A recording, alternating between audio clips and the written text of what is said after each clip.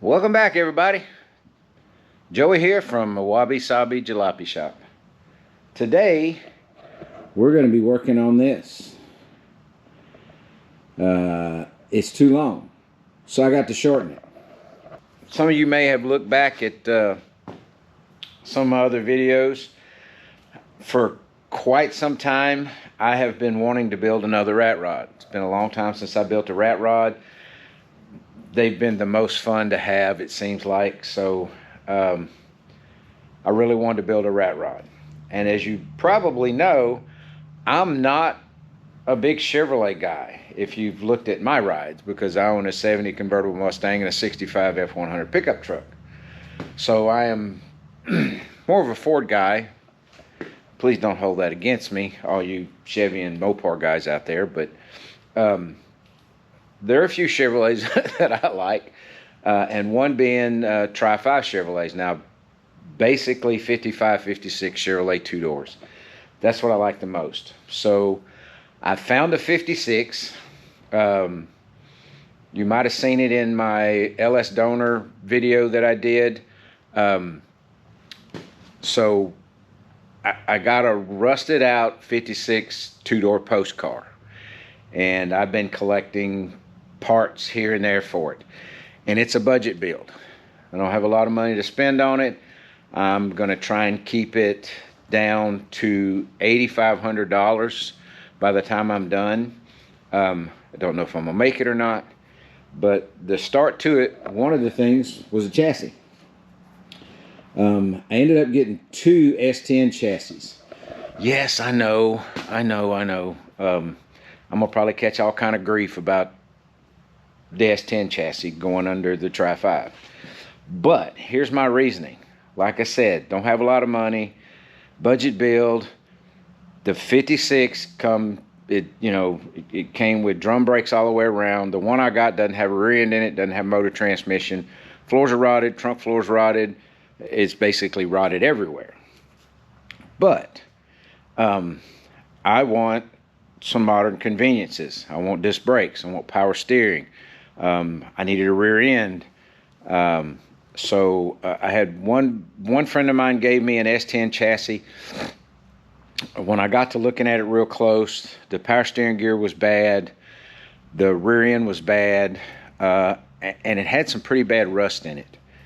And I was going to try and use it. I was going to try and get another rear end, get another power steering gear and all that. Well, then another buddy of mine gave me another S10 chassis, which was it was a lot better, in a lot better condition than the first one I got. It actually had, and I'll show you right here, the front suspension right here on his was all tore up. The tie rod was broke in here, and the drag link was bent. So I took the first one that I had and took the good steering parts off of it, switched it to this one, and so I'm going to use this one. It's got a good steering gear, it's got a good rear end, and on this chassis, it's boxed. I've done an S10 cut down before, and the other S10 chassis I got is not boxed on the inside like this one is. So that was a plus, because that means I wouldn't have to try and box it as much. I may try and box it on back a little further when I get, to where I can get the body actually on this chassis. But I want to go ahead and get this chassis ready. So I've already cut all the body mounts off, the bed mounts. I've cut all that off. I checked the chassis for square. It's just a hair off, and I think it's just a thing from the factory. It's like an eighth. By the time I got done measuring everything, the best I could do, I could find it was about an eighth of an inch off, which isn't really anything. So I got it measured. I got the everything ground down.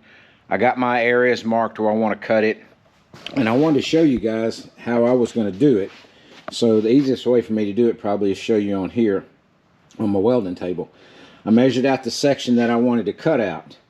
And so I'm going to take this section out of the chassis and this section out of the chassis. As you can see, it will come together. This will go into here, this will go into here. And what, you know, everything that I've read, watched, done, talked to people about, that's supposed to be the best way to cut down a chassis. It's supposed to be stronger, all those good things. Y'all know the science behind that probably better than I do. But I wanted it to be structurally sound. I wanted to do it the best way I could. So I got it all marked. And let me go around here. I think the light's better on this side. Plus there's a chair over here for me to sit in. So if you look, what I've done is, I hope you can see this, I got my marks. That's the distance from each end of the area that's going to get cut down.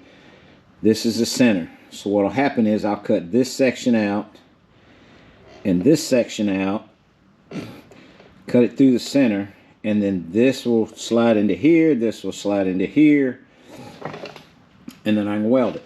And if you can see over on the other side over there, I got it marked over there also on how that's going to do. So I got jack stands set up, ready to go. I also have some angle iron cuts, so when I go to put it together, I can clamp the two pieces of angle in to hold the chassis in alignment after I cut it, so that it'll be straight. I can get everything lined up, squared up, get it all tacked in place, welded in. Once it's welded in, I got to go look and see if I got any steel plate in my little bit of scrap pile. I'll come in, and once I slide all this together and I weld it all together, then I'm gonna come in and plate over this side welds, and then I'm gonna come in on the inside and put another plate. Well, let's see. Come in on the. Let me show you this side. I'll come in on this side and I'll put another plate inside this area and weld it here and weld it here, and do an additional box and weld it to the patch when I weld it together. So that'll give it way more strength than it probably ever had from the factory. But that way I'll know it's secure and it's structural and it's good to go. Now my plan down the road is, when I go to put the body on this chassis, I'm actually going to weld I'm actually going to weld the body to the chassis and make it more like a unibody setup. It'll be very strong. It should be very stiff. Shouldn't be any flex. That way down the road, if I want to do something, the other reason I picked this setup is there's stuff out there in the performance parts market that I can upgrade: suspension, front and rear suspension. You know, I could four-link this a lot easier because, you know, there's kits out there. I could do, you know, upgraded tubular A-arms and just all kinds of different things. If I wanted to do anything, you know, maybe take this thing to autocross. I don't know. I do have an LS on it, or excuse me, I do have an LS for it. And like I says, because of the budget build, I'm going to trade out a little labor for the LS donor motor and transmission that I got. I got a buddy of mine who's trying to, very soon in the future, rebuild his dad's 73 Ford F100 pickup truck. It's got a lot of rust in it. And he's going to buy all the patch panels and all that stuff, but he doesn't have the capability, the knowledge, or the skills at the present time to do any of the rust repair. So I'm going to help him patch up his dad's truck. He gave me a 2000 and I'll have to go back and look. I think it's a 2002 GMC Yukon that I got the LS motor and the transmission out. It was a running, driving Yukon that was involved in an accident. It was hitting the rear. So I got everything off it, and I took everything I could. I took the radiator, condenser, everything I could think to take off of it. all the electronic stuff, you know, the tack box and all that stuff, to go on this, because I am trying to do this as inexpensive as I can get away with. So that's where I'm at. I took the time already. I took all the body mounts off, ground everything down. I have everything prepped up. So I didn't think you'd want to sit and watch me cut off body mounts and grind the welds down and all, you know, that's a bunch of boring stuff. So I'm gonna set the camera up over here. I'm gonna put it on time lapse. I'm gonna cut the chassis, pull it together, and hopefully get it all tacked in, all in the time lapse. I hope it doesn't take very long. So we'll see, but that's what I'm gonna try and do real quick. And I hope you like the video. Oh, speaking of liking videos and stuff, you know, hit the like button for me if you like this. But the other thing I wanted to say is I hit a personal milestone for my little YouTube channel. Yesterday I hit 200 subscribers and ended up with currently with 209 subscribers, which for me is just tremendous, phenomenal, humbling that, hey, you guys are out there watching me actually do this stuff. I put in my community chat thing that sometimes I wonder if the people that are watching my videos are being tied down and forced to watch them as punishment of some kind, because I know it can't be that great, because I feel still new in this. Started this channel back in the 1st of July, and still don't know if I'm doing a real good job of any kind, but I enjoy showing you what I'm doing to whatever I'm working on, and how I'm trying to fix stuff with the simple tools in my little shop, and trying to saving these old rides. Like I said, save a part of history, save these old rides.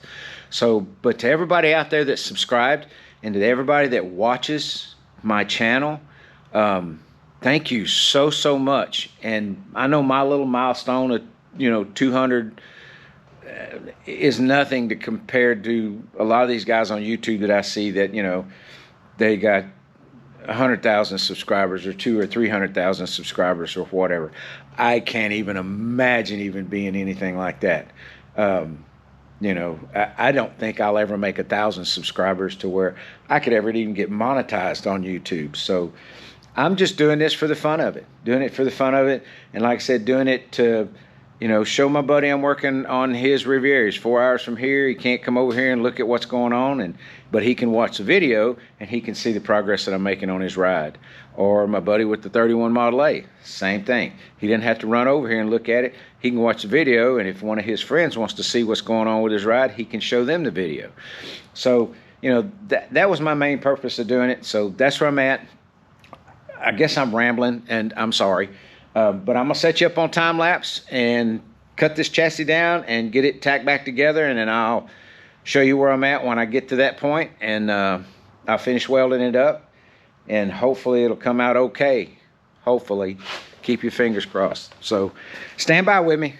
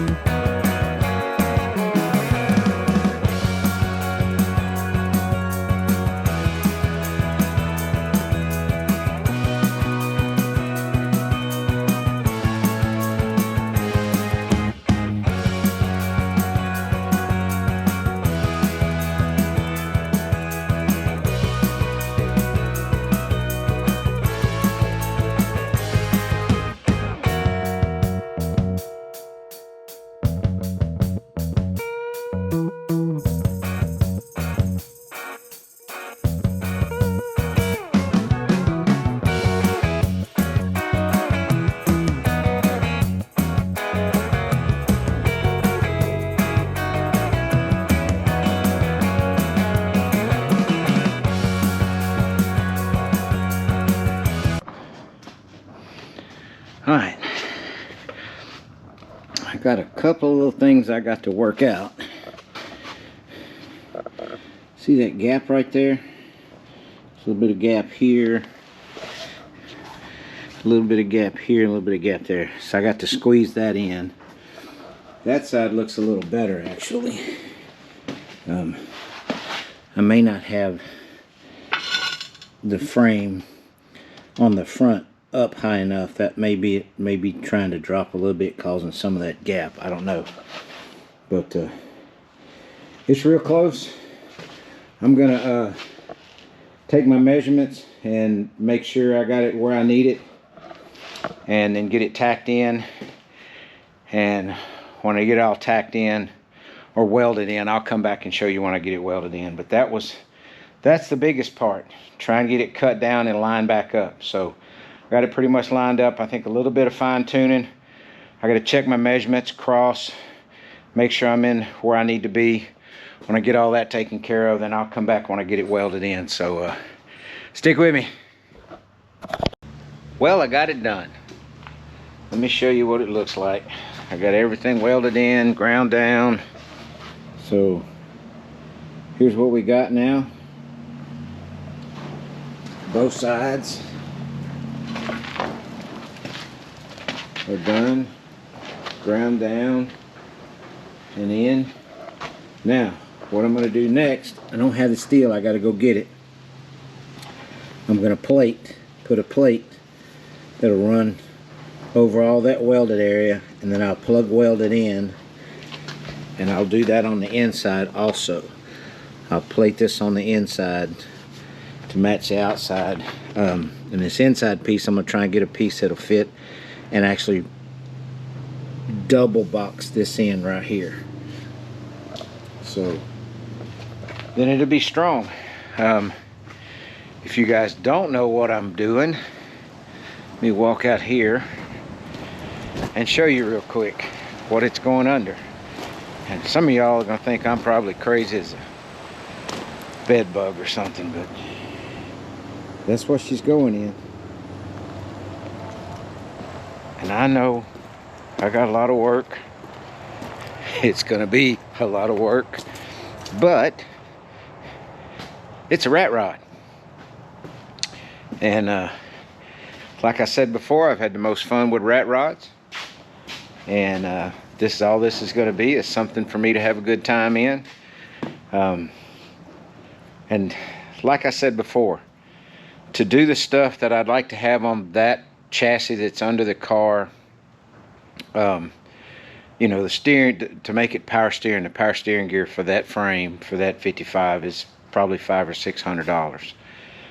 Converting it to disc brakes, you know, probably looking at a good set of disc brakes, another $1,000. You know, just the upgrades. That chassis doesn't have a rear end in it. I'd need to get a rear end. You know, even if I went to U-Pull-It, you know, it's probably going to cost me $100, $150 to get a rear end. If I got an 8.8 out of an Explorer, I'd have to cut it down, shorten it, make it fit. So and I may do that eventually for this. I may go get an 8.8 out of an Explorer, limited slip, 373s, disc brakes, whatever, and put under the back of this.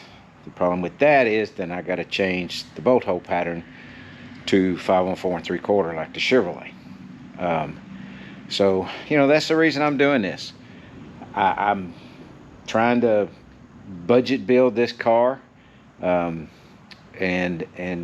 so that's the way I'm going at it. I'm going to do it, you know, make it as safe and as good a driving car as I can, but for the least amount of money. Do all the work myself. You know, buddy's helping me out with pieces here and there. So that's what I'm going for. So I hope, you know, you guys that may be upset at me for putting an S10 chassis under a Tri-5, I'm sorry, but hey, I'm building it for me, so I think it'll work out. I think it'll be fun to drive. I think it'll be a good car. That also allows me, because it's got a narrow track width, I can put some great big meats under that thing. I'm going to try and run somewhere between 295 and 315s all the way around. I want it to be low. I want it to be just mean and tough looking, and it's a rat rod.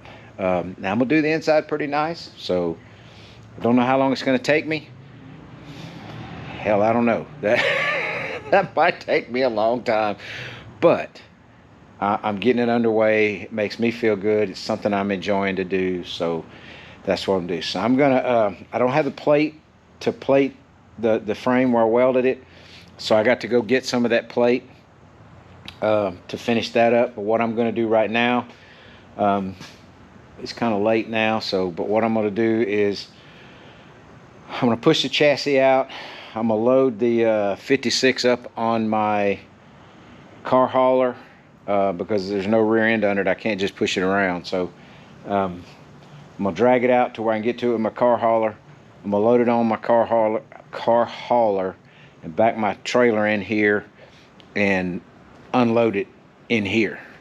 That way, unload it where my lift's at, and then I get under it with my lift, get it up, check the rockers, all that kind of stuff.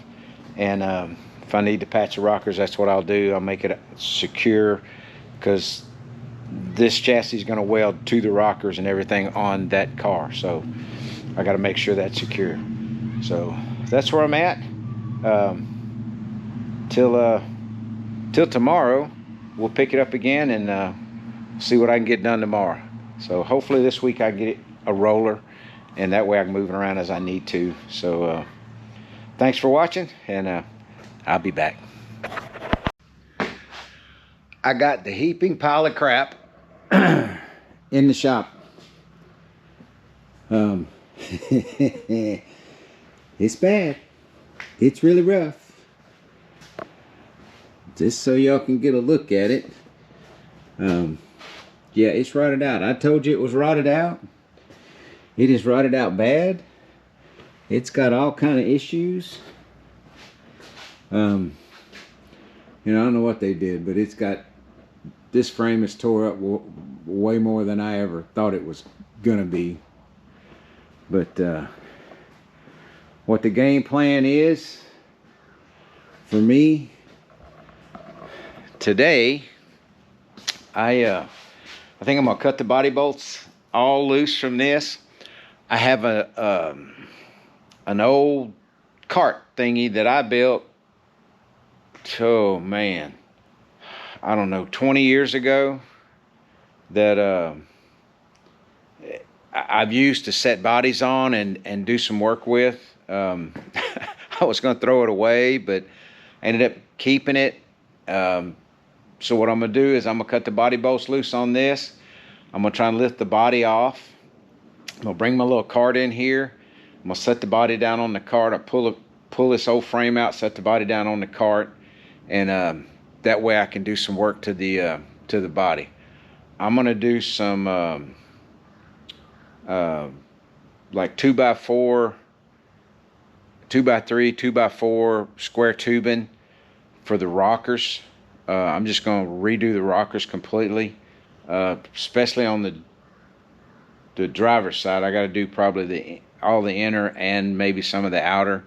The outer rocker on the passenger side looks to be in pretty good shape, but I'm going to use that 2x4 square tubing or 2x3, 2x4. I got to take some measurements and make sure which one I'm going to use. But I'm going to redo the rockers with that. That'll give me something very solid to secure the body to the chassis when I go to do that. So that's the game plan for today. I got to go buy the tubing, so I'm not going to have the tubing done today. Game plan for today is get this body off and get it on my cart, and then see how long that takes me, and then we'll go from there. So that's where I'm at right now. So stick with me on it, and I'll put you on some time lapse so you can kind of see me hack cut and get all kind of crap in my face and on me trying to do this. So here we go.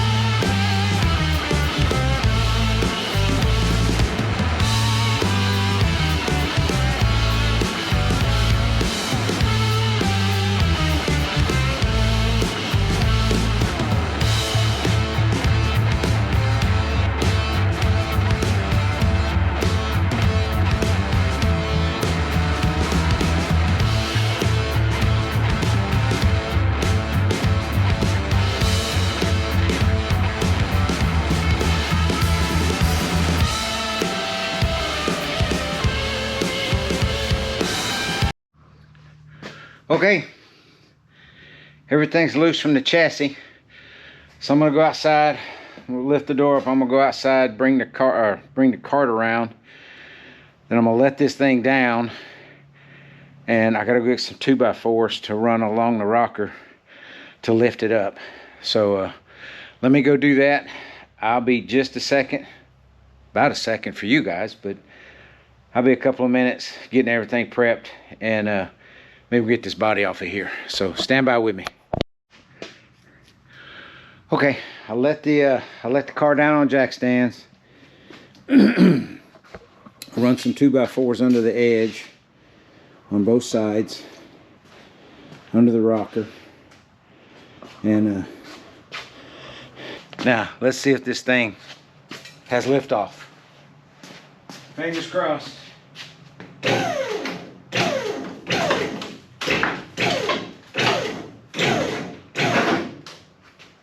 Something's still attached. Oh, dummy. Dummy. Big dummy. It's not coming off of there with the steering in there.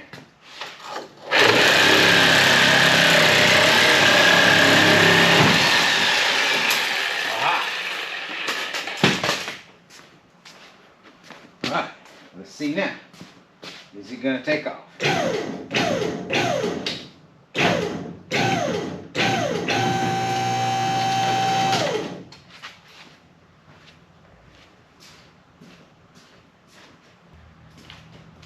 Fuel line still attached. Maybe this will fit it.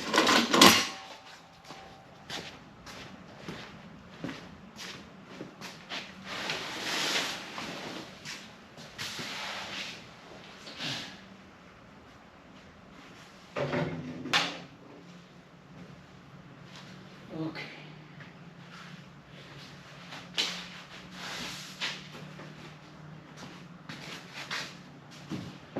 All right, fingers crossed. That's the last thing.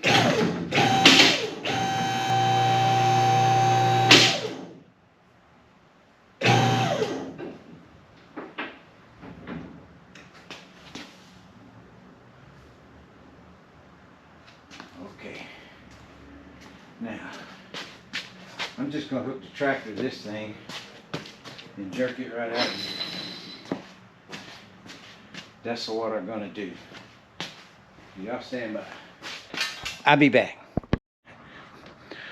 Sorry I didn't grab the camera and show you guys me pulling the chassis out and put my little cart in, but I'll show you why. When I lifted the body up and I started to walk out to get the tractor, see that end of that board? It kind of rotted, and I had it pushed this way so the end was closer to there, and it had this big bow in it like this, like it was about to break. And that pucker thing you get, yeah, I had one of those. So I ran, got the tractor real quick, drug the chassis out, hauled it around behind my shop to the scrap pile, then grabbed my little cart. I'll show you my little cart's under there. Grabbed my little cart, slid it under there, and let it down. It seems to be, I don't know if it's just a little back heavy right now or what, but it's on there. It's going to be on there for a minute. Thanks for watching so far. I hope you tune in on this large pile of rust. So, and what I'm going to try and do with it. So, see ya. All right, what I've got done so far, I got it down on the cart. I built me some braces and stuff to the body mounts here and to the body mounts in the back there. You can see them. So when we go underneath, let me get underneath it. Go underneath it. I bolted a plate to the mount and then welded that to my cart. I gotta get the shocks off and stuff, but I did that on both sides. You noticed I got my level in there. So when I lifted it up off the cart just a little bit, put my level on the front, put my level there, and put my level in the back to make sure it was level. And then I did my bracing and stuff for the body. Once I got it all welded on, then I let the lift down. The body's sitting on that chassis, on that cart. And it's now ready for me to start cutting the floor out and getting the rockers fixed and getting it ready to put onto the chassis. So that's going to be the next thing. The steel place, I guess because it's New Year's week, the steel place is not open. So I haven't been able to go get any steel yet. So as soon as I get a chance to go get some steel, I'll go pick up some steel and try and get the rockers done, because I'd really like to get this thing on the chassis and where I can roll it around. I can roll it in and out of the shop, roll it out of my way, whatever, while I'm working on these other projects too. So that's where I'm at. I think next up I'm going to start cutting the floors out. I think I'm gonna go ahead and cut the floor out of it, because if you can see, the floor is pretty much gone. Kind of Flintstone in it. So I added all this bracing in. Didn't say anything about that, sorry. I added all this bracing in to make sure it didn't move when I cut the floor out. It didn't move in and out or change the gap where my door, change anything where the door is going to mount.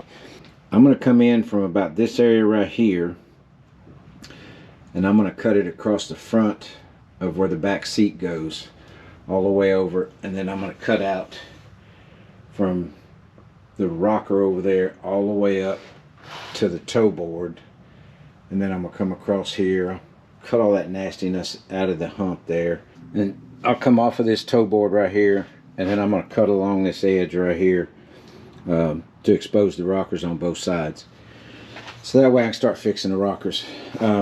Back here, the reason I mounted my body mounts there to the cart is the hump, all this under the seat to the wheel wells is all structural, and it's all in good shape.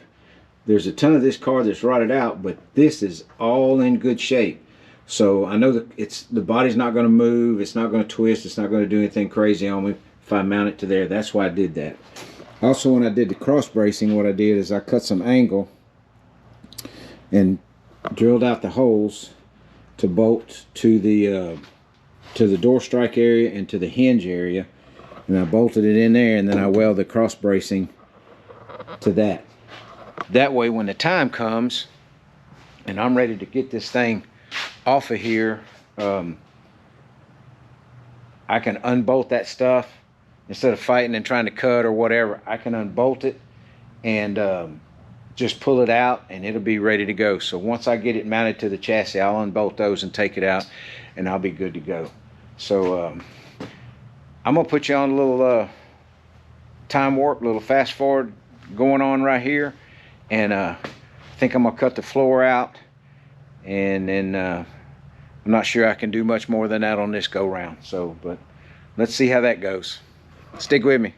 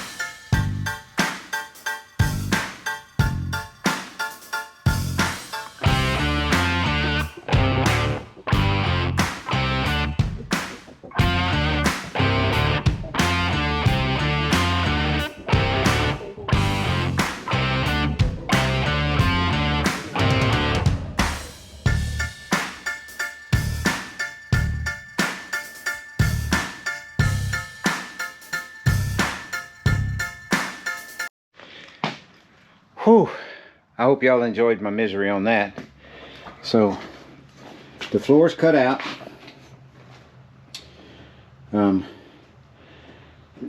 The floor is all boogered up there. I think they were trying to make this car a drag car, and they'd set the motor back a little bit, and I think that's why the frame's all cut up and messed with. But as you can see over there, let me walk around over there. The rocker is gone. This is the inner part of the rocker. So that's what I'm gonna have to rebuild all the way down. I'm gonna have to connect it into here, connect it into the quarters, connect it into the A-pillars, and that's what I'll be working on as soon as I can get some steel. So as it goes right this minute, I think that's all I can do until I get some steel to where I can get it ready to go on the chassis. So right now, I guess I'll call it a day, and I'll call it an end of this video. There might be some more little piddling stuff that I do with it, but I think that's going to be it. I'm very happy. I'm very pleased where it's at right now. You know that thing I always say about don't look down on yourself, don't look down on others, don't look down, always look up. Yeah, I'm looking way up on this ride because it's way bad, but it is what I wanted. I wanted something that was rusted out that I could chop up and make what I wanted. And I want a Rat Rod 56. Of the Tri-5s, 55, 56 are my two favorites. It's a toss-up between the two. I kind of like the style of the 56 a little better because of the rear wheel wells, the sweep on the rear wheel wells. So my personal preference should probably be 56. But this one's pretty rough. It's got some dings and some dents, but I don't care about any of it.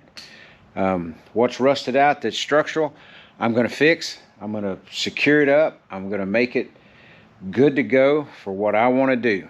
And it's a big old car. It'll be comfortable. Fix up the interior real nice. And it's going to be a two-seater. I'm not putting a back seat in it. I'm gonna want to drive this thing places and do some long haul kind of stuff. Maybe the power tour. I want to drive it to Cruising the Coast. I'd like to drive it to the Tri-5 Nationals. I'd like to drive it to Pigeon Forge to the Rod Run if they keep it going.